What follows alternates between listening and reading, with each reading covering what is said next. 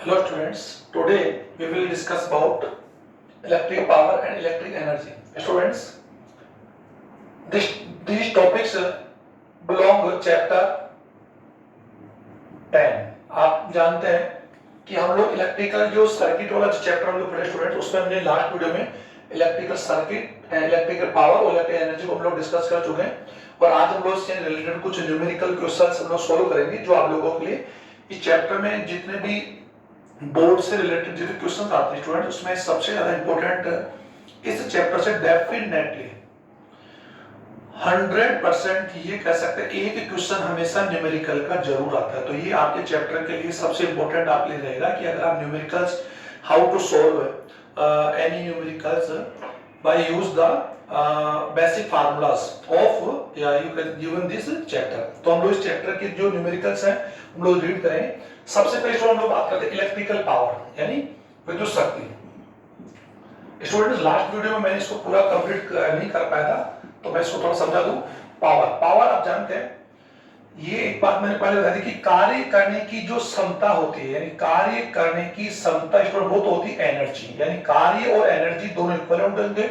ये कर्म करने कोई भी वस्तु हो या कोई भी व्यक्ति हो, जब कोई कार्य करता है तो वो ऊर्जा का ही क्या करता है, एक रूप से दूसरे रूप में उसका यू कह सकते हैं ट्रांसफॉर्म करता है, यानी कह सकते हैं ट्रांसफर। क्योंकि हम लोग ऊर्जा को मैंने पहले बता दिया था कि एनर्जी कांट नाइदर, यानी कहते ना तो उसका भी नाइदर डेस्ट्रॉय नॉर प्रोड्यूस, यानी ऊर्जा को हम लोग ना तो क्या कर सकते हैं प्रोड्यूस कर सकते हैं और ना इसको डेस्ट्रॉय कर सकते हैं। We can only change transfer, यानी उसको ट्रांसफर कर सकते हैं और एक उसको मॉडिफाई कर सकते हैं। यानी वी कैन चेंज, यानी यू कह सकते हैं one mode to second mode, यानी one mode to another mode में उसको चेंज कर सकते हैं। लाइक विंड एनर्जी है, जैसे विंड एनर्जी को भी कन्वर्ट इनटू इलेक्ट्रिकल एनर्जी में चेंज कर सकते हैं। केमिकल एनर्जी को हम लोग इलेक्ट्रिकल एनर्जी में चेंज कर सकते हैं, या केमिकल एनर्जी को हम लोग कह सकते हैं कि हमारी बॉडी के अंदर जो सेलुलर जो एनर्जी होती है एटीपी, उसमें चेंज कर सकते हैं।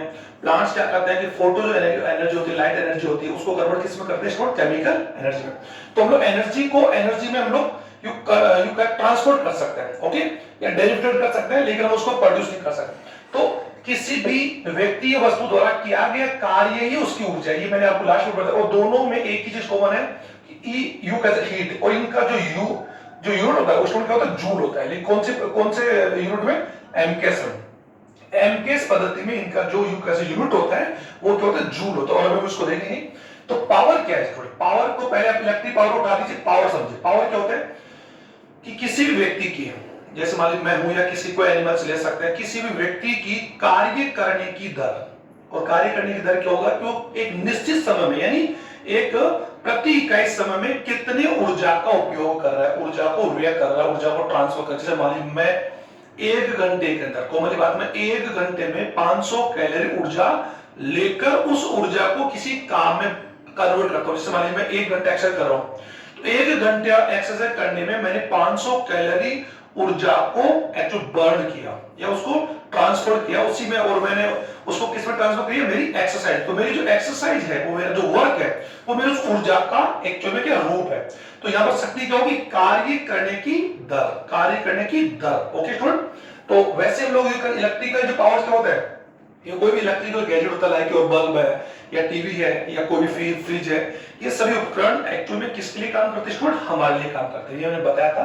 तो कोई भी विद्युत उपकरण, लाइक इलेक्ट्रिकल केतली मान लीजिए, इलेक्ट्रिक ओवन मान लो, फैन मान लो, कोई मान सकते, तो ये एक्चुअल में क्या करते हैं, इकाई समय में, यानी कह सकते हैं इकाई समय में ऊर्जा को उपयोग या व्यय करने की जो इनकी दर होती है, उसी को उनकी क्या बोलते हैं, विद्युत शक्ति। तो विद्युत उपकरणों द्वारा ऊर्जा उपयोग या ऊर्जा को व्यय करने की दर को, यानी rate of use of current या यूज ऑफ एनर्जी, वही उसकी क्या होती है, इलेक्ट्रिकल पावर। तो इलेक्ट्रिकल पावर जो होता है किसी उपकरण का, कोई भी उपकरण है, उसकी इलेक्ट्रिक पावर एक्चुअली में क्या होती है, वर्क डन, यानी कह सकते हैं कॉमनली बात होता है वर्क डन या डन वर्क भी कह सकते हैं, जो काम किया गया, और एक्चुअली में क्या होता है, टाइम, कितने समय में कितना काम। हम लोग जानते हैं वर्क डन क्या होता है, ऊर्जा हम लोग कह सकते हैं। तो P is equal to work या सॉरी एनर्जी हम लोग ले सकते हैं, E अपॉन T हो सकता है। स्टूडेंट क्या है यहाँ पर, उपयोग में ली गई एनर्जी, और मैंने बताया कि एनर्जी और W एक ही बात है। तो वर्क डन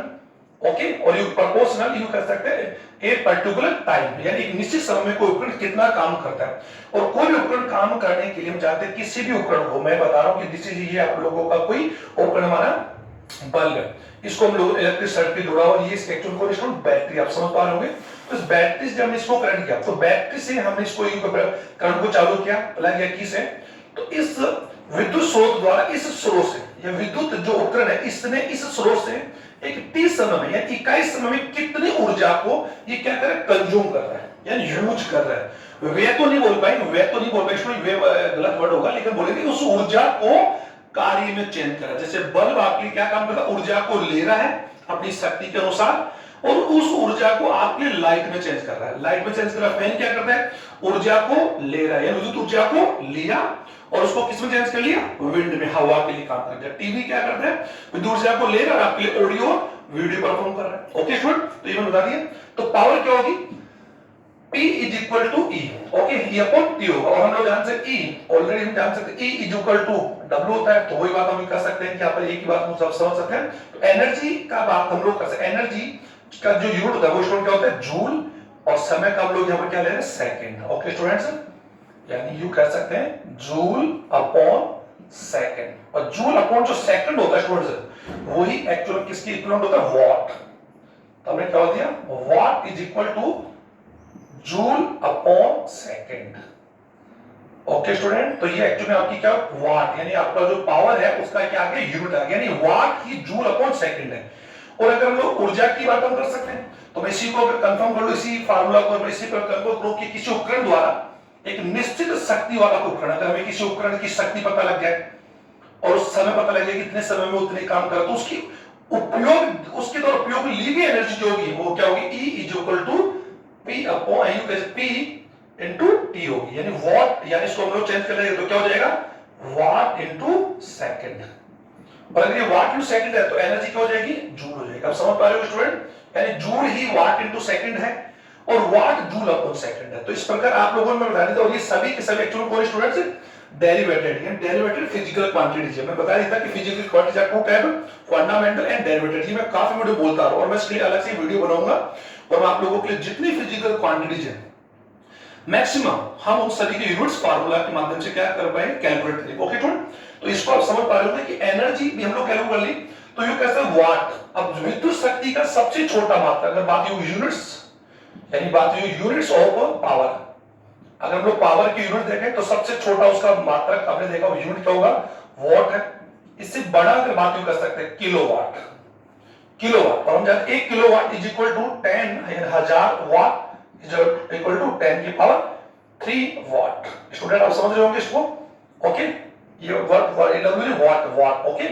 इसी प्रकार थर्ड कौन हो सकता है, मेगावाट, ये मैंने बताया था, megawatt is equal to 100 into 1000 into 1000 is equal to 10 की पावर 6 10 पावर 6 वाट। तो ये आपने देख लिया कि इस प्रकार कर सकते हैं। अब एक क्यों कर सकते हैं, जो जनरली यूज में यानी यूनिट यानी विद्युत शक्ति का जो जो यूनिट होता है वो एक होता है, आपने सुना होगा हॉर्स पावर, हॉर्स पावर सुना होगा, और आप उसका यूज सब अपने घर में करते हैं कि हमारे घर में इतने एचपी की मोटर है, एचपी हॉर्स पावर, तो एक horse power is equal to 746 watt, एक अश्व शक्ति, एक एचपी हॉर्स पावर, जिसको आप लोग क्या बोलते हैं स्टूडेंट, अश्व शक्ति इज इक्वल टू 746 वाट। ये ध्यान देंगे। तो ये जितने भी मैंने आपको सामने क्या बताया स्टूडेंट, ये सभी वाट के एक्चुअल में क्या लिख दी मैंने, यूनिट्स लिख दी। और आप लोग जानते हैं कि एक वाट, वाट एक्चुअली क्या होता है, वाट is equal two joule upon second. Okay, ये ध्यान देंगे स्टूडेंट्स, ये अभी आप लोगों को वाट हमने बता दी। अब आप ये कर सकते हैं स्टूडेंट, ये तो मैं आपके सामने फार्मूला जो हमने मेन जो फार्मूला आपके सामने लिखे हैं वो मैं एक बार वापस लिख रहा हूं ताकि आपको समझ आए। P is equal to E upon T, और आप लोग जानते हैं कि इसको अगर हम लोग यूनिट्स में लिखेंगे तो स्टूडेंट क्या हो जाएगा, जूल अपॉन सेकंड। ओके, तो ये तो क्या शक्ति है।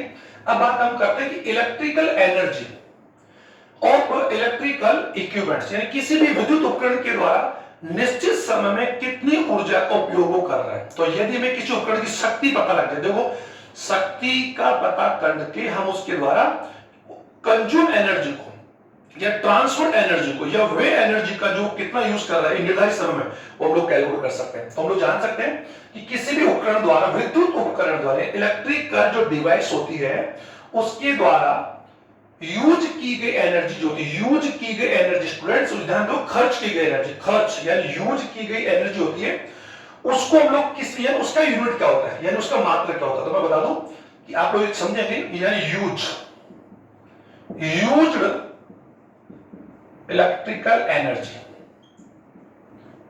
यू कह सकते हैं यूनिट, ये समझे आप लोग, unit of use electric energy, यानी उपयोग में ली गई एनर्जी, किसके द्वारा, electric energy of any electrical device, किसी विद्युत उपकरण द्वारा यूज में ली गई एनर्जी को हम लोग एक्चुअल में किस में मापते हैं स्टूडेंट्स, यूनिट में मापते हैं। ये ध्यान देंगे यूनिट, इसको कंफर्म कर लें। और अभी मैं बता रहा था यूज में ली गई जो एनर्जी होगी, अभी इसका हम लोग लिख सकते हैं E इज इक्वल टू, इसी फार्मूला से बात हम करें तो वॉट इनटू सेकंड होगा, और यूज की एनर्जी, अगर मैंने कहा कि किसी उपकरण की शक्ति, किसी उपकरण की शक्ति स्टूडेंट्स क्या है, 1 वॉट है, यानी 1 वॉट का कोई उपकरण है, वो 1 सेकंड के लिए काम कर रहा है, 1 सेकंड के लिए वर्क कर रहा है, 1 सेकंड के लिए वर्क कर रहा है, ओके। तो उसके द्वारा यूज एनर्जी जो होगी वो क्या होगी, 1 जूल होगी। इसको समझ लें आप लोग, 1 जूल क्या होती है कि यदि किसी विद्युत उपकरण द्वारा 1 सेकंड में 1 वाट शक्ति वाला कोई उपकरण है, ओके स्टूडेंट्स, 1 वाट शक्ति वाला कोई उपकरण है जो 1 सेकंड अगर वर्क कर रहा है, कंटिन्यूअसली वर्क कर रहा है 1 सेकंड, तो उसके द्वारा कंज्यूम एनर्जी क्या होगी, 1 जूल होगी। और आप एजुकेशन स्टूडेंट आप जानते हैं कि ऑल द इलेक्ट्रिकल गैजेट्स जो होती है उनकी पावर स्टूडेंट क्या होती है, ज्यादा होती है। अगर बात हम कर सकते हैं कि बल्ब की बात हम करते हैं कि 100 वाट है, 200 वाट्स है, अगर आजकल तो घर में हम लाइट को कंज्यूम हम लोग यूं का साथ ज्यादा कंज्यूम होती है, क्योंकि वाट ज्यादा होंगे तो किसी भी उपकरण की शक्ति जितनी ज्यादा होगी उसका कंज्यूम एनर्जी ज्यादा होगी, और कंज्यूम एनर्जी ज्यादा होगी, ओके। तो कंज्यूम एनर्जी को हम लोग किसमें मापते हैं स्टूडेंट, यूनिट में। तो किसी भी विद्युत उपकरण द्वारा यूज या कंज्यूम की गई एनर्जी को हम लोग किसमें मापेंगे, यूनिट में, ओके। तो यहां पर आपने देखा अभी तो हमने जूल में मापा, तो joule is equal to 1 watt 1 second होता है। लेकिन हम जान सकते हैं जो हमारे डोमेस्टिक जो इक्विपमेंट्स होते हैं वो तो ठीक है, लेकिन स्टूडेंट हम जानते हैं इंडस्ट्रियल में जितनी भी बड़े-बड़ी मशीनें होती हैं, अगर बात हम करें हमारे घर में भी डोमेस्टिक जो उपकरण होते हैं, फ्रिज की बात हम करें, हीटर की बात हम करें, गीजर की बात हम करें, फ्रिज की बात हम करें, तो इनकी जो शक्ति होती है हाई होती है। तो किसी उपकरण के द्वारा खर्च की गई एनर्जी को हम यूनिट में मापेंगे, ना कि जूल में मापेंगे, ओके। जूल उसका खर्च की गई एनर्जी का यूनिट हम लोग क्या लेंगे, यूनिट लेंगे, यूनिट ही यूनिट है, यूनिट ही यूनिट है, ओके। तो यूनिट में कैसे मापते हैं वो बता दूं, यानी 1 unit is equal to 1 kilowatt hour. इसको समझे स्टूडेंट्स आप लोग, आप इसको समझे, 1 किलो वाट घंटा, इसको समझिए स्टूडेंट, यानी 1 यूनिट। अभी आपने देखा कि अभी एनर्जी की, अभी थोड़ी देर पहले मैंने जो यू कर सकते हैं स्टूडेंट्स, ये मैं यहां से इसको इरेज कर रहा हूं, आपके सामने समझ में आ रहा होगा, तो ये तो मैं उसको हटाता हूं। हमने अभी भी क्या देखा कि energy E is equal to P T होता है। तो यदि किसी विद्युत एनर्जी की शक्ति पता हो, शक्ति, और उसके द्वारा कार्य करने का जो समय है, समय वो टी मालूम हो, और अगर हम लोग उसकी एनर्जी याद कर सकते, लेकिन हमारे पास अगर किसी उपकरण की शक्ति किसमें हो, किलोवाट में, किलोवाट यानी वाट में भी हो तो भी हम लोग कैलकुलेट कर लेंगे। तो 1 यूनिट का सीधा सीधा मतलब क्या होता है, 1 unit is equal to 1 kilowatt, मतलब यदि कोई 1000 वाट, यानी यू कह सकते हैं देयर आर ए या there is a electrical gadgets which power is 100,000 watt, 1000 watt यानी 1000 वाट, 1000 वाट मतलब 1 किलो वाट। एक ही बात, एक मैंने लिखा था यही कहीं ना, अब देखा होगा 1000 वाट लिखो या फिर 1 किलोवाट। तो 1 किलोवाट का एक उपकरण, एक ही बात है, 1 किलोवाट या 1000 वाट, 1 किलोवाट या 1000 वाट का उपकरण 1 घंटा यानी 1 आवर के लिए, 1 आवर, ओके, मतलब 60 मिनट के लिए रेगुलर वर्क करता है, तो उसके द्वारा कंज्यूम एनर्जी 1 यूनिट होगी। आप समझ जाइए कि आपके घर में यदि कोई एक उपकरण जो 1000 वाट का है और वो 1 घंटा रेगुलर कंटिन्यूस वर्क कर रहा है फॉर योर, आपके लिए काम कर रहा है, लेकिन काम तो उसी को काम करेंगे, तो इसका मतलब होगा कि 1 घंटे में वो 1 यूनिट बिजली का इलेक्ट्रिकल बिल की यूनिट निकाल देगा। अब इसी प्रकार के घर में कितने उपकरण होंगे आप जोड़ लीजिए। इसी प्रकार आपके घर में अगर मान लीजिए 10 बल्ब है, 5 बल्ब है, टीवी है, पंखे, सभी की पावर्स को आप जोड़ दीजिए, तो सभी की पावर्स को जोड़ के समय से मल्टीप्लाई कर लीजिए, तो आपकी यूनिट्स हम लोग कैलकुलेट कर लेंगे। इसका हम लोग एग्जांपल ले लें, तो आप देखा कि 1 unit is equal to 1 kilowatt घंटा। इसको समझ लीजिए, ये बहुत इंपॉर्टेंट है कि एक यूनिट में कितने किलोवाट होता है। तो इसी को हम लोग, इसी को जो ये तो आपने लिखे होंगे, मैं इसको इरेज करो। अब क्वेश्चन ऐसे आ सकता है, एक यूनिट में कितने जूल होते हैं। हम लोग जानते हैं कि यूनिट किसका यू कह सकते हैं मात्रक है एनर्जी का, खर्च की। E is equal to P बोल रहा हूं, ओके। तो शक्ति बताओ और समय बताओ, तो उसकी यूनिट समझ, उसकी खर्च की गई एनर्जी निकाल लेंगे, और खर्च की गई एनर्जी का मात्रक क्या होगा, यूनिट होगा। एक यूनिट कब हो जाएगी, जब 1 किलोवाट का कोई उपकरण 1 घंटा लगातार काम कर ले। तो यदि हमें किसी उपकरण की शक्ति वाट में दी हुई हो और समय घंटे में दिया हो, तो हम लोग वाट अपॉन 100, वाट अपॉन 1000 लगा के फार्मूला हम लोग कैलकुलेट कर लेंगे। ये ध्यान है कि यूनिट को ही कैलकुलेट करने के लिए पावर किलोवाट में होनी चाहिए, समय घंटे में होना चाहिए। अगर समय घंटे में नहीं है तो हम उसको डिवाइड बाय 60, यू कैसे मिनट से डिवाइड कर लेंगे, और अगर वाट है तो डिवाइड बाय 1000। ये तो आपको मालूम होगा, ऐसी बातें हम लोग कर लेंगे। इसी को हम लोग आगे बढ़ाते हैं तो ये आप लोग समझ में आगे होगा। अब 1 किलोवाट घंटा में कितने जूल होते हैं, तो हम इसी को यू कर सकते हैं 1 किलोवाट तो 1000 वाट घंटा। हम जानते हैं 1 घंटे में 60 मिनट होती है, तो सेकंड में निकालना होता है, क्योंकि हम जान सकते हैं कि जूल में निकालने के लिए, आपको मालूम कि जूल में निकालने के लिए पावर किस में आनी चाहिए, पावर किस में निकालेंगे, वाट में निकाल ली, और समय किस में निकालेंगे, घंटे में, सेकंड में निकालेंगे। तो हम जानते हैं 1 घंटे में 60 सेकंड होती है, 60 मिनट, और 60 मिनट में, 1 घंटे में 60 मिनट होते हैं, 1 मिनट में 60 सेकंड होती है, तो ये 3600 सेकंड हो गई। तो मल्टीप्लाई 60 इंटू 60, ओके। तो ये हमारे पास क्या हो, 1060 ये आ गया हमारे पास। तो इसको हम लोग कैलकुलेट कर लेंगे, तो 3600 मल्टीप्लाई 1000, इसको 10 की पावर 3 लगा लेंगे, और इसके साथ में लिखते हैं watt second, watt second, okay student. अब जूल में निकालना है। अब इसको हम लोग कैलकुलेट कर सकते हैं, ये जो हम लोग इसको भी हम लोग 36 इंटू 100 लिख सकते हैं, तो इसको सीधा लिख लेंगे 36 इंटू 10 की पावर 5 वाट इंटू सेकंड, ओके स्टूडेंट। इसको आगे कर सकते हैं, आगे इसमें यू कर सकते हैं, डेसिमल दशमलव लगा तो उधर ही पावर बढ़ जाएगा, तो 3 की पावर 6 इंटू 10 की पावर 6 वाट इंटू सेकंड। और आप जानते हैं स्टूडेंट वाट इंटू सेकंड, अभी मैंने लिखा था, मैंने अभी आपको लिखा था कि वाट यू कर सकते हैं कि joule is equal to watt into second होता है। तो वाट इंटू सेकंड को हम लोग सीधा क्या लिख देंगे, 3.6 10 की पावर 6 जूल। ये किसके इक्वल चल रहा है, 1 unit. 1 unit is equal to 1 kilowatt घंटा इज इक्वल टू 3.6 10 की पावर 6 जूल। तो ये एक ही इक्विवेलेंट है। ये जो फार्मूला आप देख रहे हैं, एक ही फार्मूला हम लोग कैलकुलेट किया। तो यदि यूनिट, एक यूनिट में कितने किलोवाट होते हैं, तो आप बोलते हैं 1 किलोवाट घंटा होता है। एक यूनिट में कितने जूल होते हैं, तो आप बोल सकते हैं 3.6 10 की पावर 6 जूल होते हैं। एक यूनिट में कितने वाट सेकंड होते हैं, तो वाट सेकंड लगा देंगे। तो ये तो आपको हमने कैलकुलेट करके बता दिया। तो एक यूनिट में कितने जूल होते हैं, एक यूनिट में कितने वाट सेकंड होते हैं, तो ये आप लोग इन सभी की वैल्यू हम लोगों ने इक्वल करके देख ली। ओके स्टूडेंट, तो ये आप लोगों ने ढंग से देख लिया। अब इसको इरेज करो, आप आराम से इसको समझ लेंगे। अब हम लोग कुछ न्यूमेरिकल क्वेश्चन ले लेते हैं ताकि इस वीडियो को हम लोग सोल्व कर सकें। और न्यूमेरिकल क्वेश्चन सोल्व करने के लिए मैं यहां पर यू कर सकता हूं कि सबसे पहले मैंने कुछ यहां पर सर्किट बना रखे स्टूडेंट्स, आप इसको देख लें एक बार। ओके, इसको पहले इसको एक को देख लीजिए। यहां पर यू कर सकते हैं, ये एक्चुअली में 2 ओम 2 ओम 2 ओम और 2 ohm. There are some circuits, okay, कुछ सर्किट्स है। इन सर्किट्स में कुछ रेजिस्टेंस जुड़े, और मैंने आपको बताया रेजिस्टेंस का जो कॉम्बिनेशन होता है, कॉमन रेजिस्टेंस टू टाइप होता है, सीरीज और पहले बता दिया।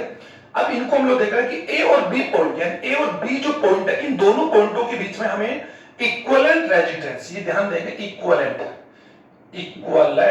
रेजिस्टेंस, ओके स्टूडेंट, यानी तुल्य प्रतिरोध निकालना है तीनों फार्मूला के अंदर। तो इक्विवेलेंट रेजिस्टेंस, क्योंकि हमारे पास यहाँ उपकरण क्या है कि एक उपकरण जिसका हमने वो ओम दे रखा 2 ओम 2 ओम 2 भी ज्यादा है, उससे कम यूज। ये कुछ जरूरी स्टूडेंट की आप देख सेम ही होगा, ऐसा नहीं है ये आपका कोई टीवी है, ये आपका कोई बल्ब है, या आपका कोई हीटर, या कोई अलग अलग हो सकते हैं, इनके अलग अलग। तो मैंने यहाँ पर सेम ले ली ताकि आपको समझ में आना चाहिए। अब यहाँ आप देखें, इस सर्किट को हम और सिंपलेस्ट कर सकते हैं, यानी यू कह सकते हैं कि हम इसको भी कर सिंपलेस्ट इट, या यू कह सकते हैं दिस सर्किट। तो सिंपलेस्ट करने के लिए क्या आप देख रहे होंगे यहाँ पर दो वायर है, देखो स्टूडेंट इस वायर का, इस रेजिडेंस का ये पहला यू कैसे पहला एंड है और ये इसका लास्ट एंड है, तो हम जान सकते हैं कि इसका लास्ट एंड इसके पहले जुड़ रहा है, तो ये कौन सा कॉम्बिनेशन हो गया, दोनों कॉम्बिनेशन में जुड़े सीरीज में, और ये भी सीरीज में। अब ये दोनों सीरीज और ये दोनों सीरीज ये किसके में जुड़ जाएंगे, समांतर क्रम में। किसमें जुड़ जाएंगे स्टूडेंट, तो इसको हम लोग इजी करने के लिए हम लोग क्या कर सकते हैं, इसको इस प्रकार बना सकते हैं, 2 ओम की यू कर सकते हैं, फिर यू कर इसके बाद में इसको इजी कर लिया, आप समझ रहे हो मेरी बात, और यू कर सकते हैं यहाँ पर ए और ये बी हमारे यहाँ पर क्या कोड्स आ गए हैं। ध्यान दीजिए यहाँ पर पहले आपने देखा कि 2 ओम के 2 रेजिडेंस पहले कौन से क्रम में जुड़े हुए, सीरीज क्रम में।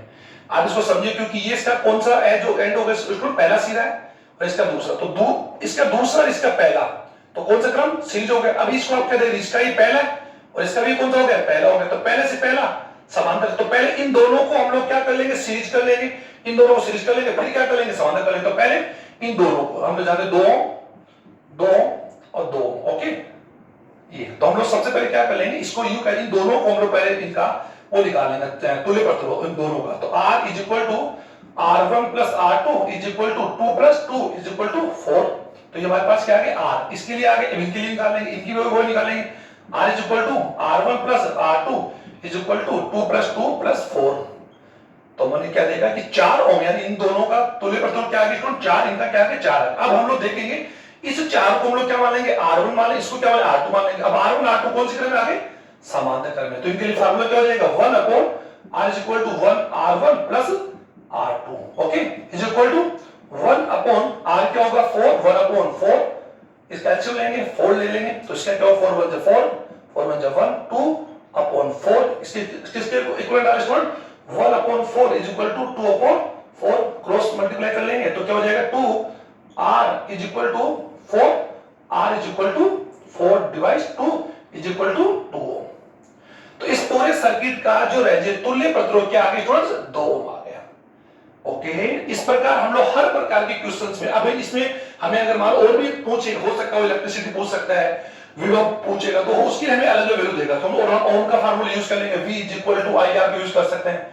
तो ये हम लोग अलग अलग उस क्वेश्चन में देखना पड़ेगा कि वो पूछ क्या रहा है, यूं कर सकते क्या 4 है, तो ये आपने देखा। इसी प्रकार हम लोग यूं कर सकते हैं, इसका देख रहे हैं हमारे पास 2 एक सर्किट और है, इस वीडियो ज्यादा बड़ा नहीं है, इसमें देखिए, इसको इस सर्किट देखें, यहां पर हम देखो स्टूडेंट यूं कर सकते हैं कि यहां पर कुछ रेजिडेंस है जो अरेंज्ड है। तो पहले तो आप ये देख लीजिए, यहां पर 3 ओम के 3 ही प्रतिरोध है, 1 2 3, तीनों कौन से क्रम में जुड़े हुए स्टूडेंट, इसको अगर हम लोग चाहें तो इसको हम लोग यूं कर सकते, यहां पर वोल्टेज जोड़ देते हैं ताकि पता लग जाए इस वोल्टेज जो है, इसका जो वोल्ट है और ये इलेक्ट्रिसिटी जा रही है, करंट जा रहा है, ओके। तो देख लेंगे इसका जो वोल्टेज है, यानी इस पूरे परिपथ का जो वोल्टेज है वो कितना है, सोर्स से 220 वोल्ट है। तो सबसे पहले तो हम इसका क्या निकालें, इक्विवेलेंट प्रतिरोध निकालें, इक्विवेलेंट तुल्य प्रतिरोध। तो सबसे पहले क्या करें, तीनों प्रतिरोधों को हम लोग क्या करेंगे, कौन से क्रम जुड़े हुए स्टूडेंट, समांतर में, ये भी समांतर में, तो पहले तो इनको समांतर इनका तुल्य प्रतिरोध निकालेंगे, फिर इनका निकालेंगे, इसके तुल्य प्रतिरोध को, इसका तुल्य प्रतिरोध और ये कौन से क्रम जुड़ जाएंगे, श्रेणी क्रम में। तो पहले इनको कैलकुलेट करेंगे, इनको कैलकुलेट करने के लिए क्या होगा,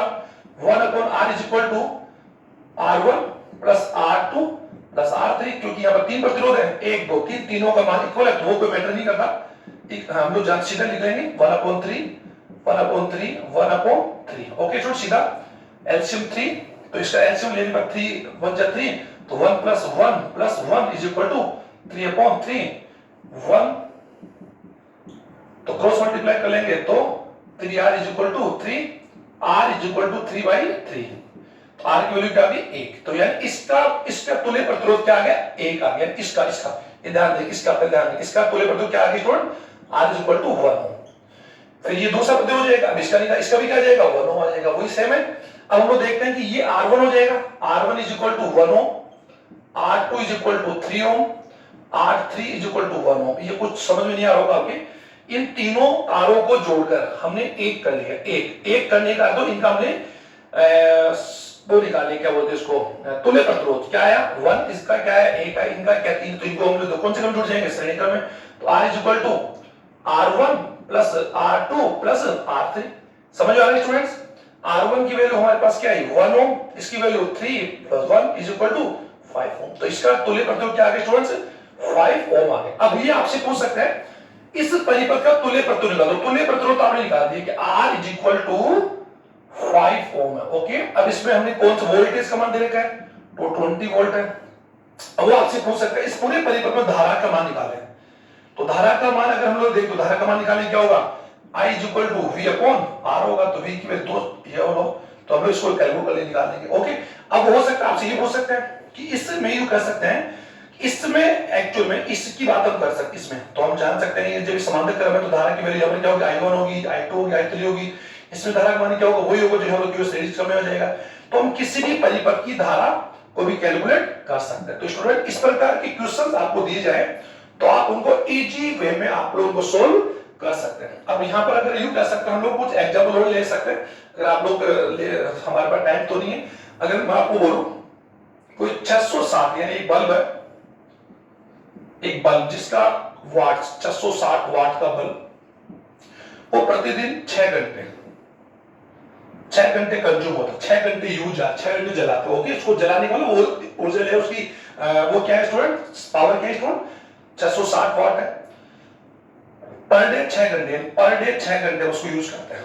तो बताइए 30 दिन, यानी अगर कोई महीना 30 दिन का, अगर कोई महीना कौन सी 30 डेज का कोई आप लोगों का क्या स्टूडेंट मंथ है, और वो आपसे पूछे कि एक महीने में यानी कि कितनी यूनिट, यानी उस बल्ब के द्वारा कितनी यूनिट का खर्चा आएगा, और एक यूनिट का, यानी वो कह रहा है एक यूनिट बिजली का खर्चा आजकल तो जानते हैं, आपके महंगे बढ़ते स्टूडेंट्स आप जानते हैं 7 रुपए 8 रुपए 10 रुपए से भी ज्यादा इलेक्ट्रिकल बिल पर यूनिट के साथ साथ। आप सोचिए आपका बिल, घर का बिल 10,000 15,000 20,000 आ रहा है, तो उसका अर्थ है कि हमारे घर में जितने भी उपकरण लगा रखे हैं हमें हाई वोल्टेज लगा रखे हैं, यानी हाई पावर वाले, हाई वोल्ट वाले। तो इसलिए आप क्या करें कि घर में बिजली बचाने के लिए एलईडी का प्रयोग करें। एलईडी का प्रयोग, एलईडी जो लाइट होती है जानते हो आप लोग, तो एलईडी लाइट क्या होती है कि वो वाट कम होती है, 1 वाट 5 वाट 6 वाट की आती है, लेकिन वो 1 वाट या 8 वाट की है। तो आप यदि आपके घर में एक 100 वाट का बल्ब जल रहा है, 100 वाट का बल्ब है, तो एक 100 वाट का बल्ब जला लीजिए, 100 वाट का एक बल्ब, और 100 वाट के इक्वल अगर हम कर सकते 15 वाट की, 15 वाट की, 15 6 90 और 15 साढ़े 100 15 वाट की अगर हम लोग 7 एलईडी लगा लेते हैं तो उनका यूनिट बिल्कुल इक्वल आएगा। देख लीजिए, एक बल्ब लगा लीजिए और 7 एलईडी लगा लीजिए, तो ज्यादा कौन सा कंज्यूम पड़ेगा, 7 एलईडी, क्योंकि उनके टोटल जो वॉट होगी वो मिलाकर 100 होगी। ओके, तो देख समझ जाएंगे आप लोग।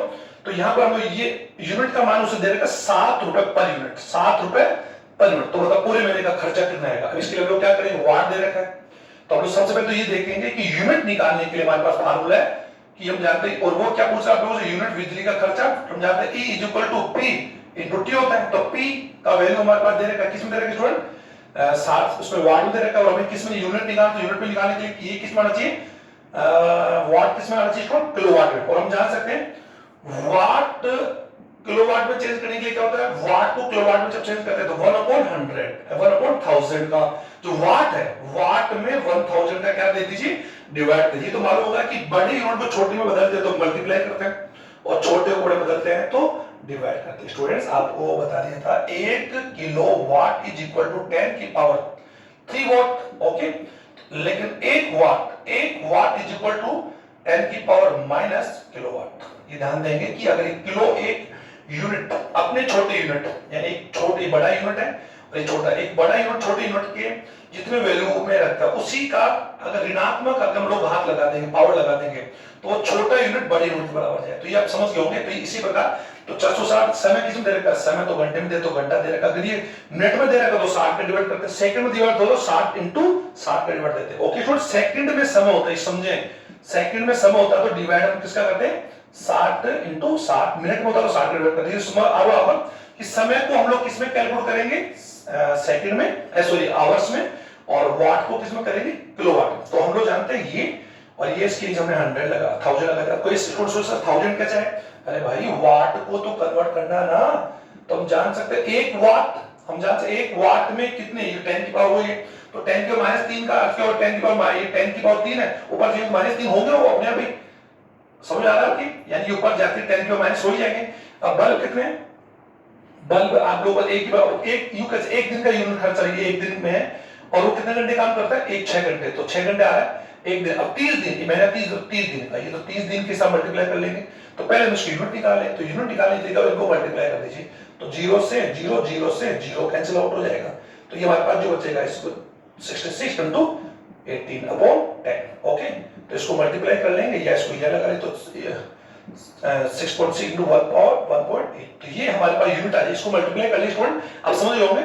अब ये जो इसको मल्टीप्लाई करने पर जो इसकी वैल्यू आएगी, आप समझ रहे हो, इसकी वैल्यू जो आएगी वो क्या आ जाएगी, कुल यूनिट आ जाएगी। जैसे ऐसे मान लें हम एग्जांपल ले रहे हैं, ये टोटल यूनिट हम लोग कैलकुलेट नहीं कर पाए, समझ लिया, टाइम नहीं है। ये टोटल यूनिट यानी 66 को हम लोग से मल्टीप्लाई कर रहे हैं, तो अप्रोक्सीमेटली मान के चलो 80 यूनिट आ रहे हैं, ऐसे मान लो 80 यूनिट आ गए, ऐसे मान लो। तो 80 यूनिट का खर्चा आएगा एक महीने में। तो एक यूनिट का खर्चा कितना है, 7 है, तो टोटल बिल कितना आएगा, ये लो, तो आपके घर का यूनिट आएगा 8 यू का से 8 7 जा 56 है, तो 56 यू का से ये रुपीस ये आप लोगों के घर का बिल आएगा। तो स्टूडेंट इस प्रकार हम लोग क्या कर सकते हैं, एक उपकरण का पूरा यूनिट निकाल सकते हैं। इसी प्रकार पूरे घर में कितने उपकरण हैं, उन सभी उपकरणों को निकाल कर उनके समय से मल्टीप्लाई कर अलग अलग यूनिट को जोड़कर टोटल यूनिट निकाल लेंगे। तो एक दिन में यूनिट आ गया, फिर उसको मल्टीप्लाई किससे कर लेंगे, मंथ से कर लेंगे। अगर वो 2 मंथ पूछे तो 2 मंथ से कर लेंगे, पूरे साल के पूछे तो पूरे साल से कर लेंगे। और फिर एक यूनिट का खर्चा दे उसको मल्टीप्लाई करके पूरा हमारे घर में जो इकोनॉमिकल जो बिल जो हमारे पास बाहर पड़ता है उसकी वैल्यू हम लोग कैलकुलेट करें। तो आप समझ गए होंगे इस वीडियो का मेरे बनाने का माध्यम एक भी है कि हम लोगों को सेव इलेक्ट्रिसिटी यानी save water, save tree, save electricity and save life. Okay student, thank you very much. और अपेक्षा करूंगा कि इस चैप्टर के जितने भी न्यूमेरिकल्स है, समान तक और श्रेणी क्रम के जितने भी क्वेश्चंस आप बनाएं, और अगर किसी क्वेश्चन को प्रॉब्लम आती है तो आप मेरे व्हाट्सएप नंबर पर किसी क्वेश्चन को आप डालिए, मैं उसका सोल्व आप लोगों को वीडियो के माध्यम से भेजूंगा। क्योंकि वीडियो के माध्यम स्टूडेंट सारे क्वेश्चनों के सोल्व हम लोग नहीं कर पाएंगे, तो आप ज्यादा से ज्यादा आपको प्रैक्टिस करनी चाहिए। Okay student, thank you very much.